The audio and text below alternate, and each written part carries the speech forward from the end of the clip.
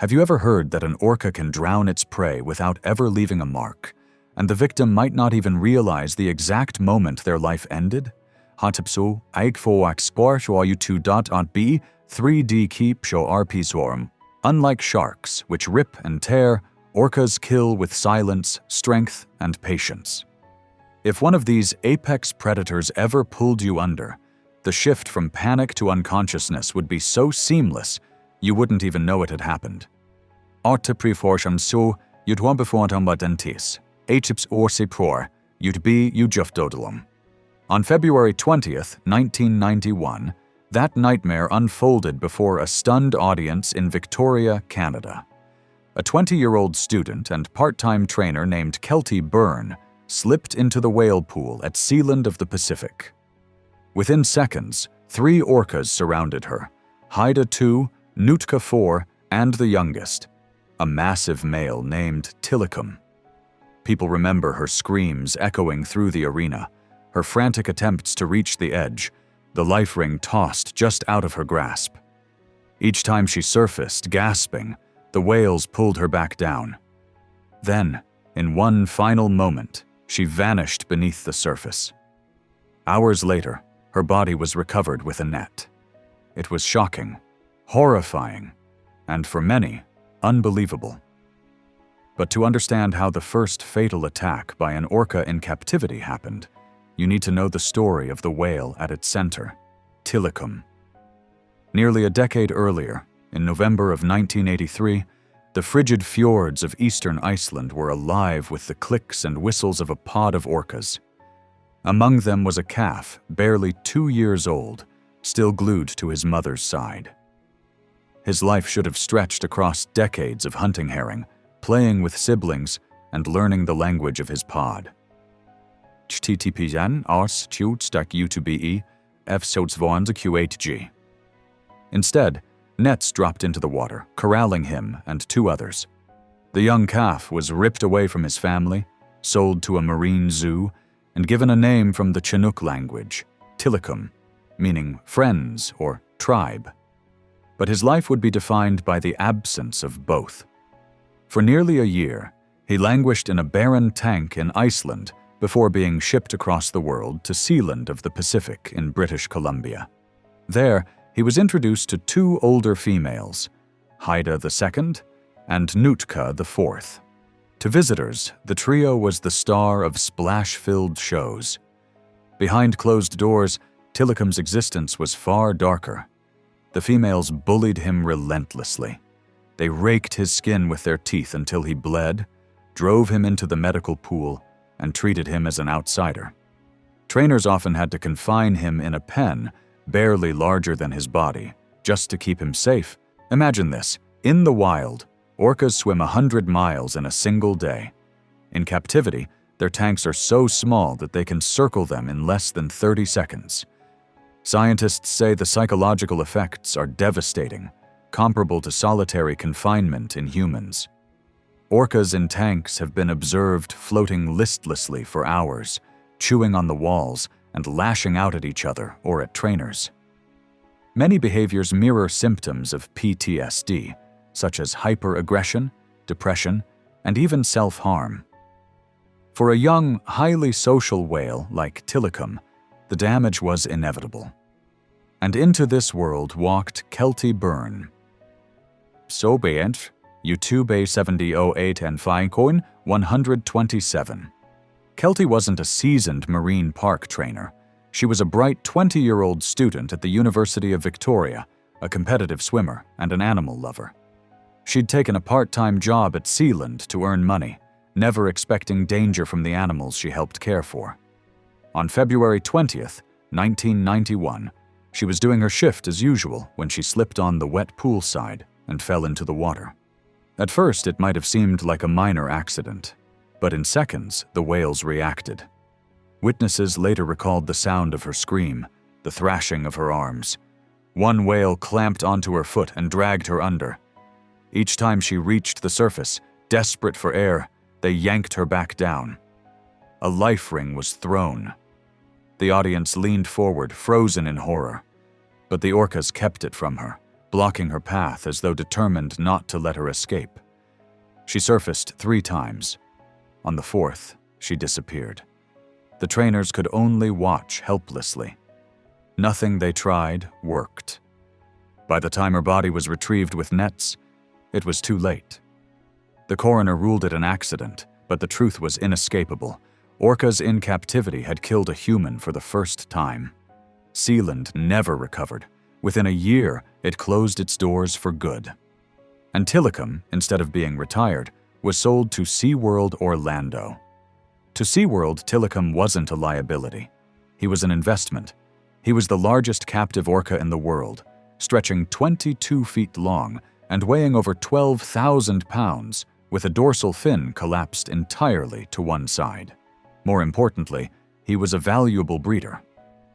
Over the years, he would sire 21 calves. But the aggression that surfaced in Sealand didn't disappear in Florida. It followed him. Fast forward to July 1999. Orlando, Florida. A 27-year-old man named Daniel Dukes slipped into Seaworld after closing hours.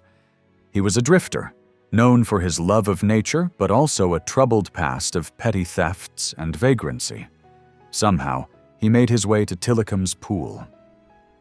No one knows exactly what drove him: curiosity, loneliness, or fascination. By morning, his body was discovered draped over Tilikum's back as the whale swam around. The details were horrific. Duke's body was battered with abrasions and bruises. His genitals had been bitten off. Seaworld claimed he had drowned. Animal rights activists argued the injuries pointed to an attack. The truth remains a mystery because Seaworld conveniently claimed there was no security footage from that night. The public barely reacted. Dukes was dismissed as a trespasser, not a victim. His story faded quickly. But for those paying attention, he was Tilikum's second casualty. Then came 2010. On February 24th, Seaworld trainer Dawn Brancheau, 40 years old, experienced and beloved, was finishing a post-show interaction with tilikum. She was one of Seaworld's stars, admired by audiences and respected by colleagues. As she rubbed the whale at the pool's edge, he suddenly grabbed her. Some said it was her ponytail, while others said it was her arm. But the result was the same. With overwhelming force, tilikum yanked her into the water. In front of stunned guests, he thrashed her violently. Witnesses later described a chilling scene, her body pulled under, surfacing only in violent jerks, her hair fanned out in the water. She was scalped, one arm severed, her body battered until the coroner ruled she had died from drowning and blunt force trauma. Trainers tried desperately to intervene, but nothing stopped the 12,000-pound whale. This time, the world could not look away.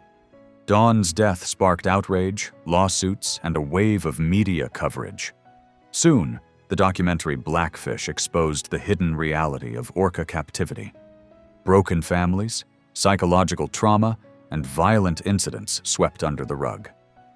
Seaworld, once a symbol of family fun, became synonymous with animal cruelty. But the bigger question remained: why? Why did tilikum kill 3 people? In the wild, orcas are astonishingly gentle with humans. Not a single fatal attack has ever been recorded. They live in tight-knit pods, travel vast distances, and pass culture and language from generation to generation. But captivity strips all of that away. Orcas are forced into artificial groups with strangers from different populations of animals they'd never mix with in the wild. Confined to tiny tanks, they're deprived of space, freedom, and purpose. For a species as social as orcas, isolation is devastating. Experts liken it to forcing a human into solitary confinement. Symptoms mirror PTSD, anxiety, aggression, lethargy, and even repetitive self-destructive behaviors. Trainers have reported orcas gnawing on concrete, floating motionless for hours, or lashing out unpredictably. For tilikum, who endured bullying, isolation, and exploitation for decades, the pressure finally boiled over.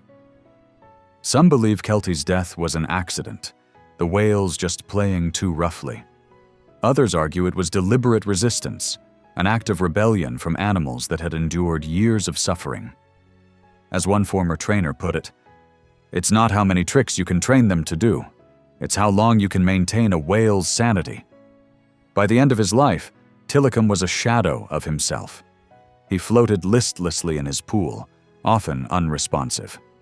In January 2017, he died of a bacterial lung infection. But his legacy is larger than his death. Tilikum became the face of a movement. His story forced millions to question the morality of keeping intelligent, emotional animals in captivity.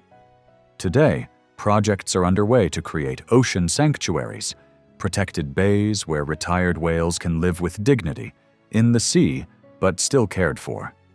For people who still dream of seeing orcas, there's an ethical way. In the wild, where they belong. Off the coasts of Norway, Canada, and New Zealand, you can watch pods, hunt, play, and thrive as they have for millennia. But even in the wild, orcas face threats: collapsing salmon populations, rising ocean temperatures, and chemical pollution. Their survival now depends on us making different choices that ensure no whale endures what Tilikum did. Tilikum's story is tragic. 3 lives, Keltie Byrne, Daniel Dukes, and Dawn Brancheau, were lost. And Tilikum himself lost his freedom, his family, and eventually his sanity. Maybe the lesson isn't just about one whale. Perhaps it's about us, our hunger for entertainment, and the cost of caging what was never meant to be caged. Because if there's one thing Tilikum proved, it's this: even the most powerful predators on Earth can be broken by captivity. And when they fail, the consequences are fatal. So what do you think? Was Tilikum resisting or simply playing?